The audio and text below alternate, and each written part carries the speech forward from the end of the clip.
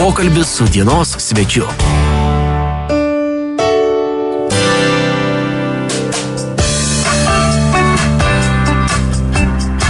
Kągi, dar vienas pokalbis su dienos svečiu yra šiandien ir pas mus telefonu. Kitame laido gale yra Arūnas Mažeika. Labą dieną.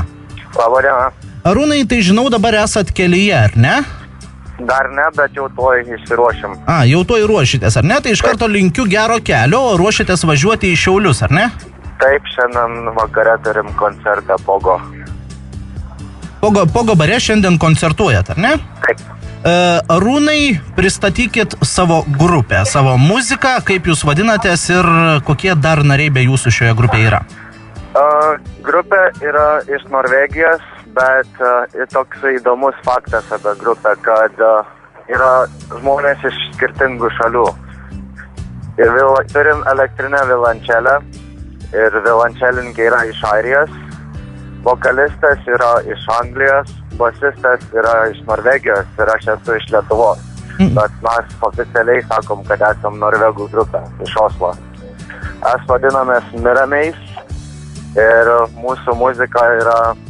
Iš tikrųjų labai sunku apibūdinti, ką mes grojam. Mes tai vadinam alternatyviu roku, bet yra daug nuomonių, daug visokių nuomonių. Ir žmonės, kai kurie sako, kad mes grojam progresyvų roką, kiti sako, kad grojam psichodelinį pop ir taip toliau ir panašiai. O jūs visus vienyje Norvegiją kodėl? Jūs ten studijuojat? Dėl to, kad visi tenais gyvenam. Visi gyvenat. O jūs, Arūnai, pats prieš kiek metų į Norvegiją išvykot? Prieš 3 metus.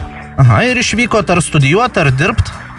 Išvažiavau praktiškai dėl muzikos, iš tikrųjų, ir labai džiaugiuosi, kad atradau žmonės savo bendraminčius.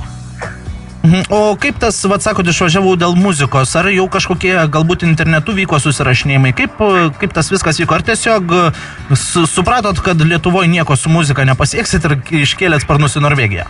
Ne, tiesiog aš buvau kitos grupės sudėty ir mes su grupė išvažiavom, kaip sakant, ieškodami laimės, bet dėja buitis daro savo ir ne viskas nesusiklostė taip, kaip norėjau. Tiesiog gyvenau, dirbau ir po truputėlį ieškojau kitų projektų ir galų gale vienas bendras draugas supažindino mane su dabartiniu grupės vokalistu ir taip išsirutuliojo draugystę.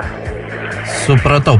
O Lietuvoje, vadinasi, kažkokioj grupiai prieš tai irgi grojot, ar ne? Tai jau su muzika buvot susipažinęs? Taip.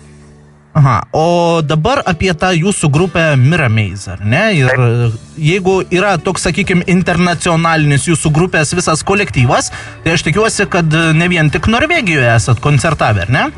Na, iš tikrųjų esam labai daug kur groję ir labai plačiai stengiamės keliauti. Turim koncertų Švedijoje, kito mėnesio gale keliaujam groti Vokietiją. O Lietuvą dažnai aplankot? Dabar bus 3 kartas jau, kai atvažiuojam į Lietuvą koncertuoti.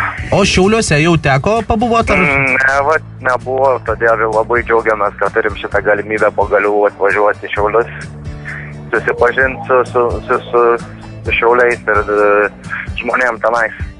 Ir žinoma, visus kviečiame į Pogo barą. Šiandien kada jūsų koncertas prasideda?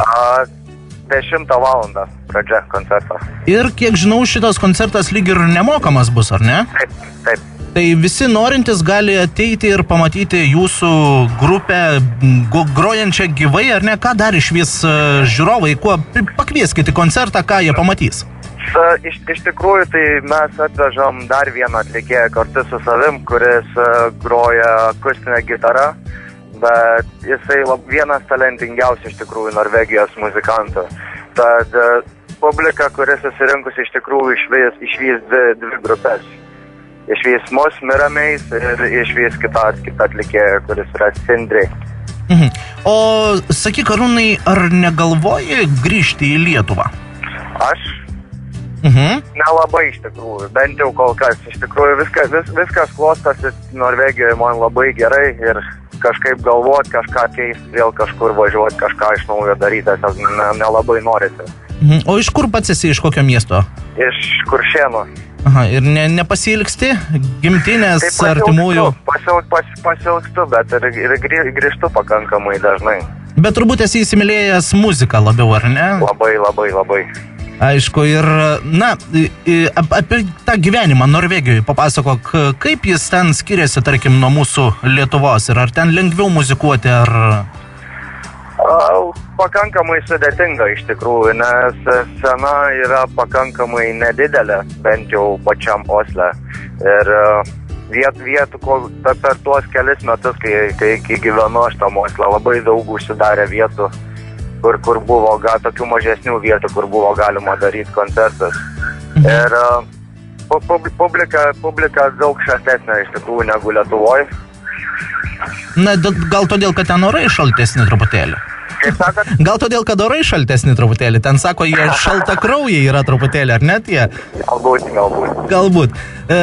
Na ir dar, sakykime, pačiai jau pabaigai, ko palinkėtum radio stoties RS2 klausytojams, galbūt atsiras jūsų grupės gerbėjų? Palinkėsiu geros dienos ir labai tikiuosi, kad išvysim visus šiandieną Pogo bare. Aišku, kągi pas mus čia buvo pokalbis su Arūnu Mažeika, grupės Mirameis lyderiu, ar galima sakyti taip lyderiu?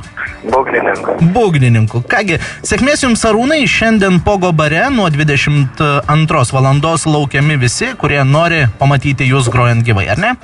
Taip. Gero koncerto jums ir sėkmės kelyje. Ačiū. Iki.